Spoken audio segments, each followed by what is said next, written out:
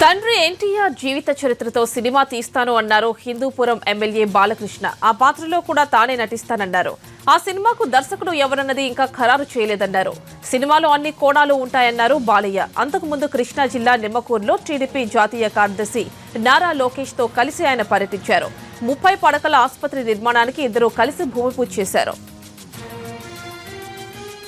జరుగుతుంది ఇంకా అన్ని ఊరు రావడం కూడా మళ్ళీ ప్రత్యేకంగా ఆ పని మీద కూడా వస్తున్నాయి. ఎందుకంటే కొన్ని ఇంకా విషయాలు సేకరించాలి.